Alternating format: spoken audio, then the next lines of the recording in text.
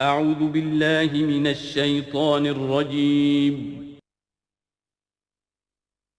بسم اللہ الرحمن الرحیم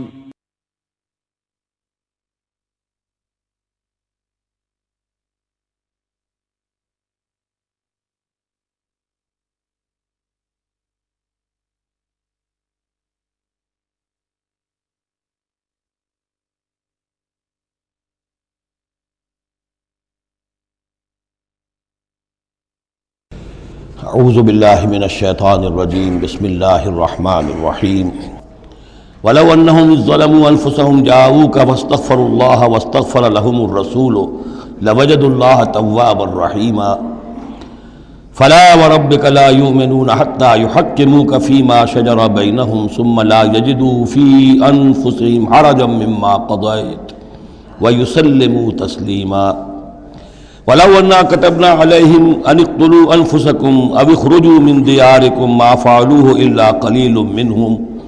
وَلَوْ أَنَّهُمْ فَعَلُوا مَا يُوعَظُونَ بِهِ لَكَانَ خَيْرًا لَهُمْ وَأَشَدَّ تَثْبِيتًا وَإِذًا لَّآتَيْنَاهُم مِّن لَّدُنَّا أَجْرًا عَظِيمًا وَلَهَدَيْنَاهُمْ صِرَاطًا مُّسْتَقِيمًا صدق اللہ العظیم۔ جیسا کہ میں عرض کر چکا ہوں کہ منافقین پر جو سب سے زیادہ بھاری تین چیزیں تھیں، ان میں سے سب سے پہلی اور عام طور پر اس کا صحیح اندازہ لوگوں کو نہیں ہے، وہ ہے اطاعت رسول۔ اللہ کی اطاعت وہ ایک کتاب کی اطاعت ہے۔ اللہ خود کوئی مشخص شخصیت کی حیثیت سے ہمارے سامنے موجود نہیں ہے، بالغیب ہے۔ ہمارے لیے رسول کی اطاعت بھی اس وقت اسی درجے میں ہے۔ رسول شخصاً ہمارے سامنے موجود نہیں ہے، یہ انسٹیٹیوشن ہے۔ اللہ کی اطاعت، رسول کی اطاعت۔ لیکن یہ جان لیجئے کہ اس وقت کے لوگوں کے لیے حضور صرف ایک انسٹیٹیوشن نہیں تھے، ایک شخص بھی تھے، اور وہاں کے لوگوں کے رشتے بھی تھے حضور کے ساتھ۔ کوئی حضور کا خسر ہے، خسر باپ کی جگہ ہوتا ہے، کوئی حضور کا داماد ہے، کوئی حضور کی بیوی ہے، رشتے ہیں۔ اب ظاہر بات ہے کہ ان کے لیے یہ بھی بڑا مشکل ہوتا تھا کہ وہ فرق کر سکیں کہ کس وقت ہمارا کیا معاملہ محمد الرسول اللہ کے ساتھ بحیثیت رسول ہو، اور کس وقت ایک شوہر کی حیثیت سے، یا ایک داماد کی حیثیت سے، یا ایک بھتیجے کی حیثیت سے۔ حضرت حمزہ کے جو بھتیجے ہیں، تو یہ تو معاملہ تھا مومنین صادقین کا، لیکن منافقین کا اس سے بڑھ کر معاملہ یہ تھا کہ ایک انسان کی اطاعت ہم کیوں کریں۔ اور یہی وہ چیز ہے کہ جو فتنہ انکار سنت اور انکار حدیث کی اصل جڑ اور بنیاد ہے۔ اباح کرتی ہے طبیعت، جیسے کہ ان عورت کی طبیعت اباح کرتی ہے کہ شوہر کی تابعداری کیوں کرے، آخر وہ بھی مکمل ہیومن بینگ ہے، مکمل انسان ہے، اس کے احساسات ہیں، تو آسان کام نہیں ہے کہ اس کو ریکنسائل کر سکیں۔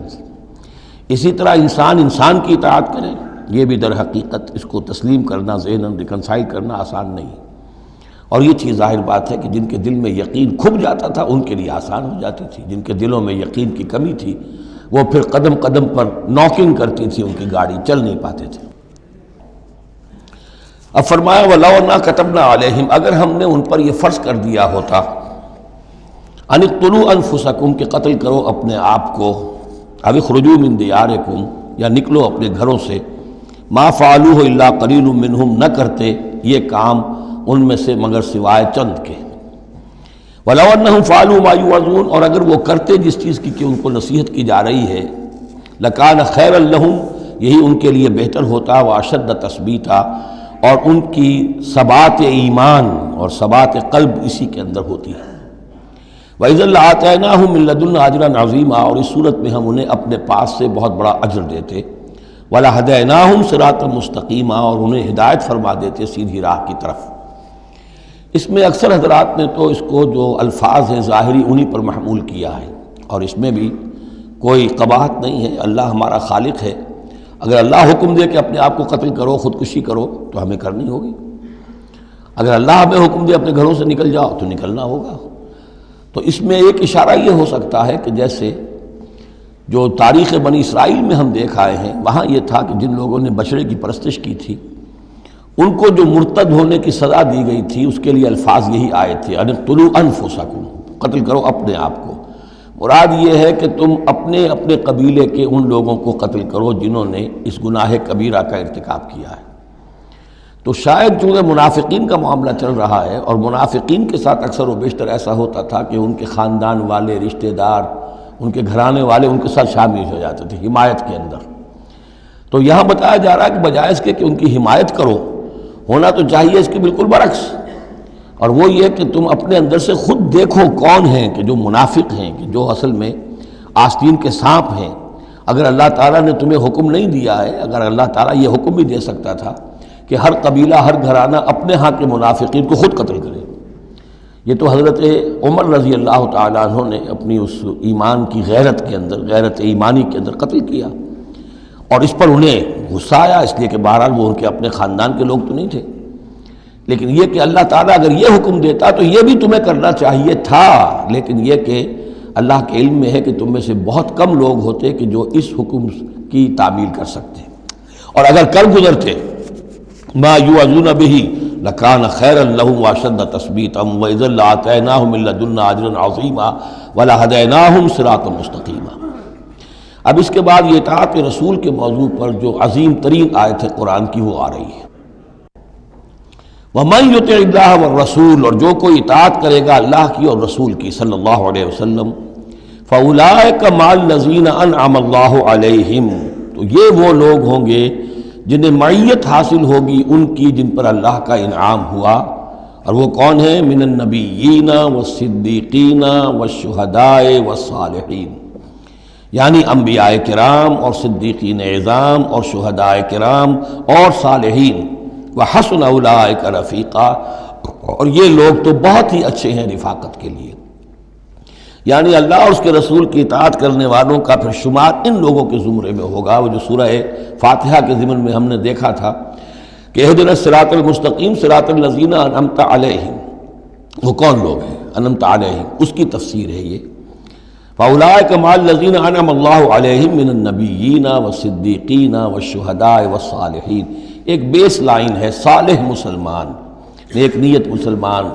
دل میں خلوص کے ساتھ ایمان ہے، صالح ہے، حکم پر عمل کر رہا ہے، محرمات سے بچا ہوا ہے۔ اب اوپر اٹھے گا تو ایک اونچا درجہ ہے شہداء کا،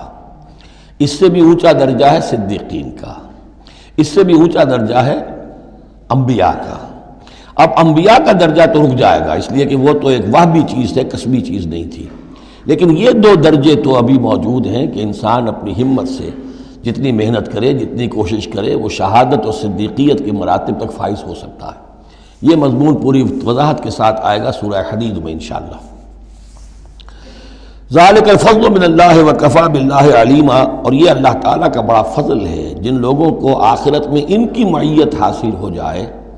وتوفنا مع الابرار، اے اللہ ہمیں موت دیجو اپنے ابرار بندوں کے ساتھ۔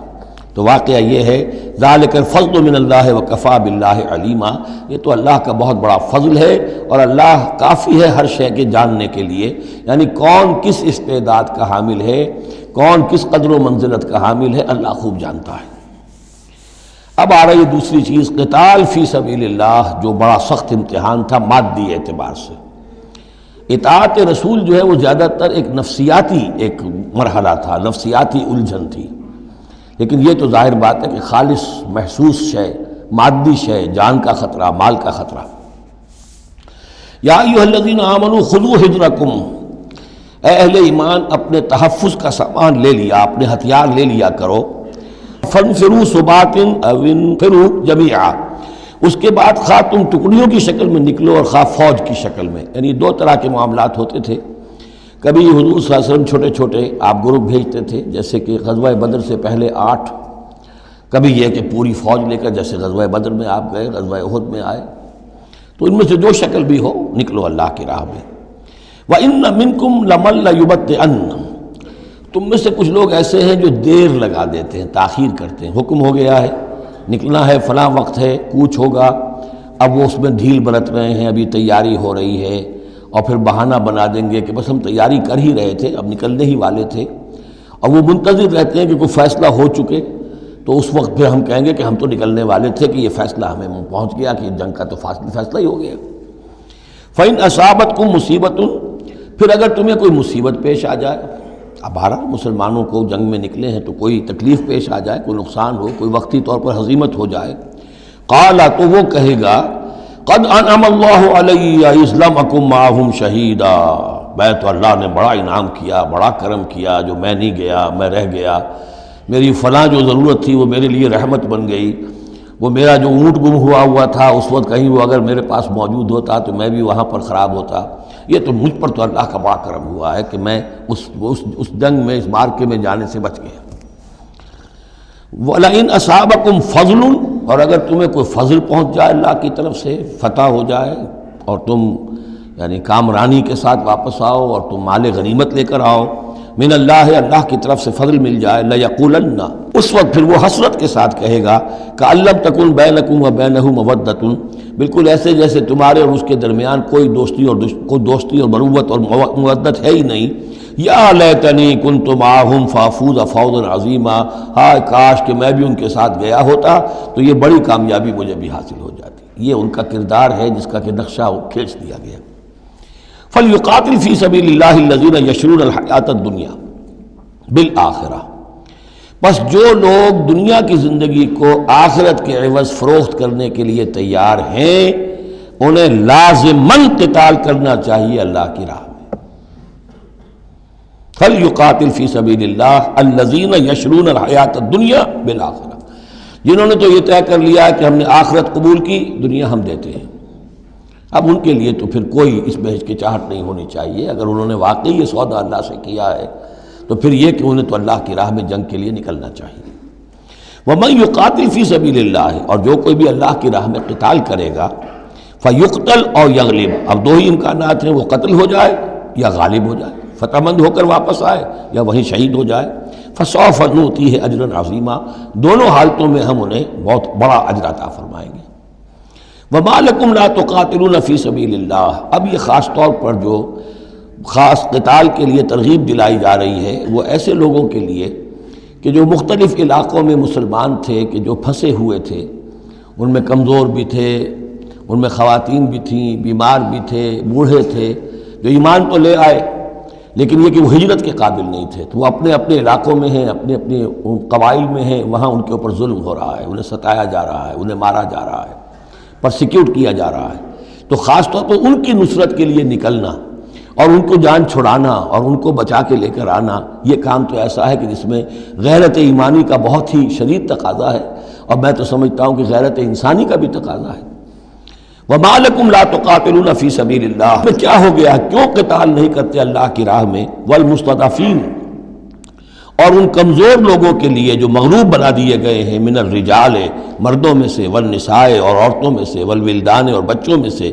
الذین یقولون، جو یہ کہہ رہے ہیں، دعائیں کر رہے ہیں، ربنا اخرجنا من هذه القرية الظالم اهلها، اے ہمارے پروردگار ہمیں نکال اس بستی سے جس کے رہنے والے لوگ ظالم ہیں، واجعل لنا من لدنك وليا، اور ہمیں اپنے پاس سے کوئی ہمارا ولی، حمایتی، مددگار بنا دے، واجعل لنا من لدنك نصيرا، اور ہمارے لیے خاص اپنے فضل سے کوئی مددگار بھیج دے۔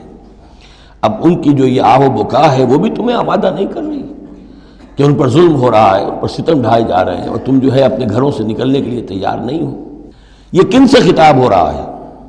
جن کے ہاں اسلام قائم ہو چکا تھا، ان سے خطاب ہو رہا ہے۔ ہم اپنے گھر میں اسلام قائم کر نہیں سکتے، یہاں پر کوئی جد و جہد نہیں کہ اسلام آ جائے، ہمارے ہاں کفر کا نظام چل رہا ہے، تو ہم تو مخاطب ہی نہیں اس کے۔ مخاطب اہل ایمان ہیں، اور اہل ایمان کا فرض کیا ہے؟ پہلے اپنے گھر کو درست کرو، پہلے اپنے ملک کے اندر اسلام قائم کرو۔ قرآن کے سوا کوئی اور قانون چل رہا ہے، من لم یحکم بما انزل اللہ فاولئک هم الکافرون ومن لم یحکم بما انزل اللہ فاولئک هم الظالمون ومن لم یحکم بما انزل اللہ فاولئک هم الفاسقون۔ ظالم، فاسق اور کافر اور مشرک تو ہم خود ہیں۔ تو یہ آیت اپنی جگہ ہے، ہر چیز کو اس کے کانٹیکسٹ کے اندر رکھنا چاہیے۔ الذین آمنوا یقاتلون فی سبیل اللہ، جو لوگ ایمان والے ہیں وہ قتال کرتے ہیں اللہ کی راہ میں۔ والذین کفروا یقاتلون فی سبیل الطاغوت، اور جو لوگ کافر ہیں وہ بھی قتال کر رہے ہیں، جنگ تو وہ بھی کر رہے ہیں، ابو جہل بھی تو لشکر لے کر آیا تھا، وہ طاغوت کی راہ میں قتال کر رہے ہیں۔ فقاتلوا اولیاء الشیطان، تو قتال کرو، جنگ کرو شیطان کی ساتھیوں سے، شیطان کے حمایتیوں سے، حزب الشیطان سے۔ ان کید الشیطان کان ضعیفا، یقیناً شیطان کی چال بڑی کمزور ہے، دکھائی دیتی ہے بڑی زوردار، بڑی باروب، لیکن یہ کہ اگر مرد مومن کھڑے ہو جائیں تو پھر اس کے اندر معلوم ہو جاتا ہے کہ پھس پھسی چال ہے۔